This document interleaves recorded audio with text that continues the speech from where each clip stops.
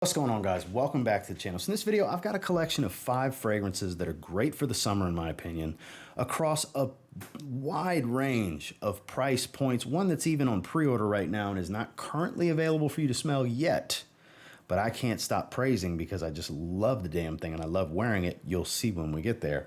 But we've got stuff all the way down from like the mid-20s to $30 price point on up to around $150 that are really different recommendations for summer that kind of out the norm from what you expect to see this time of year from people's recommendations that you might want to give a try.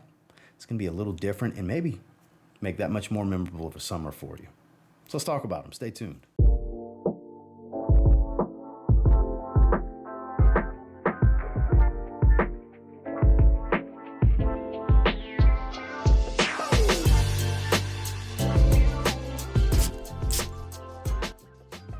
Starting with a very affordable niche fragrance that in many ways, I think the easiest way for me to describe this is kind of niche Dior Homme cologne. Familiar scent profile, but this one's more ginger forward than just lemonade. It's Gingembre from Molinard. The special, around 50, 60 bucks for this 75 ml. Quality is great. Performance, I would call right in that smack dab average range, 5 to 7 hours longevity.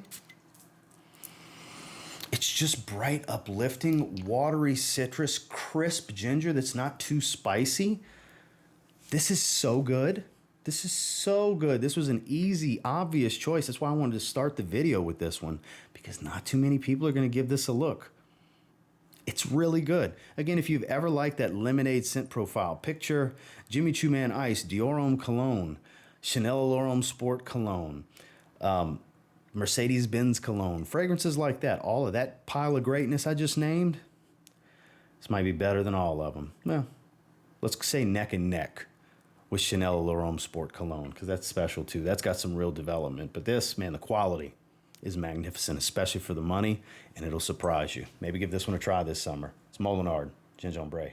Not your typical freshie, monster performer. It's more like walking through the garden across the street from the beach, more so than walking on the beach. It's kind of how I would like to describe it. It's a fruity floral that does have this breezy, airy, seaside type of feel to it.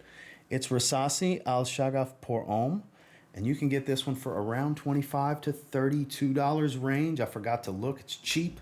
It's strong. It is on the synthetic side. It's not the most natural smell, but rose, lang-a-lang, other florals, fruity notes, clean musk. It even has this kind of airy aquatic feel without really being super watery. Performance is bonkers. Be careful with this one. You could choke yourself out. It just works. There's a juiciness to the way the florals and the fruits come across. It just works. This color scheme, this light blue gradients, it works. Doesn't smell like everything else. Not your typical summer recommendation here, but one that on occasion, I sure like to reach for when I want something a little different. Hence why it was a perfect fit for this video topic. It's Rasasi Shaghaf pour Homme. So here's another floral dominant fragrance that underrated from a house loaded with fragrances that creates its own underrated circle of fragrances because they release so much. Looking at you, Pierre Montal. Love your work. But Mancera So Blue. This is top 10 in my collection of Mancera. I've got about 40 bottles from them. This is like number 7. I recently ranked all 40. I think it was number 7. So this is a watery aquatic that's centered around fresh rose. Rose dominant, powdery, fresh watery aquatic citrus rose. Monster performer. 3-4 sprays, get you through your day. People are going to smell you. A little on the synthetic side, but doesn't get the kind of love it's ever deserved. This has been out for many, many years. I actually think it's got a lot of charm. It's very different for a summer release. You gotta like rose, obviously. There's 2 that are very floral dominant that we're talking about of these 5. The last one and this one, but this is so good. Nobody gives it a chance, as far as I've seen. So good, so good. Again, it's a citrus aquatic, centered around Turkish rose, not overly musky and woodsy, just very straight to the point. Doesn't nuance heavily, but it does have a little bit of change to it. I would call it more of a 2 to 3 stage fragrance, not heavily complex. But great performer, smells great. If you like florals, you like powdery, but you want that breezy, aquatic, citrus summer fragrance, this melds both worlds. It's actually really good in my opinion. It's Mancera So Blue. Now, I wear this and wear this and wear this. For the last 3 or so weeks, I've been wearing it almost daily. Hell, since I did the review video, I've worn it twice already, which the review video came out 2 days ago. I'll wear it again tomorrow because today I'm working on a review for a different fragrance. But tomorrow I'm going to go right back to the well with Zaharoff's newest pre-order, Signature Seraphine Blue. Oh man. You see that juice level dropping. I've had this bottle for 3 weeks. I never put that kind of dent in a fragrance in this amount of time. I just don't. So very much a light blue with longevity is the way I've been describing this one. This is, shout out to who mentioned it in my comments of my review video and said, so it's like a wintergreen opening? Yeah, it sure the hell is.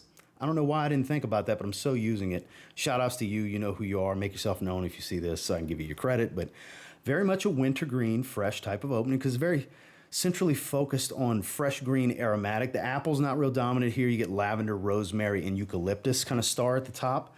Very minty, breezy, fresh, airy. It's got this salty sea breeze, aquatic smell to it. Creamy, soft, powdery, clean, musky. Great longevity, not obnoxiously loud. If you dial the sprays up, everything's obnoxiously loud, but you can bathe in this one without overwhelming yourself. And bathing in it for me is, 9 to 12 sprays. That's a ton for a lot of people. Those that like spray heavy, that's nothing. That's light work. I get it. But I typically do 4 or 5 sprays with most fragrances. And you can totally roll with this one. A less is more approach does work because it's got a great sillage. It just doesn't scream off the skin and fill a room in the first 2 hours. So you got to keep that in mind. But samples will be available June 1st when it ships. If you want to pre-order it at a crazy price right now, my 10% off for using my link's actually active. For only the second time ever on a pre-order. So you can get it, the cheapest you'll ever get it. It's right now. So I'm not saying you should blind buy it, but if you were going to get it anyway, it's the cheapest you can get it. Or wait for samples on the first. But this is my favorite fragrance. This is absolutely my number one. I mean, the dent don't lie. I keep wearing it and wearing it and wearing it. It's my favorite blue. Over Bleu de Chanel Parfum now. This is a different twist in a light blue aquatic for the summertime. This is special. I'll stand on this hill. I die on this hill. This is so good.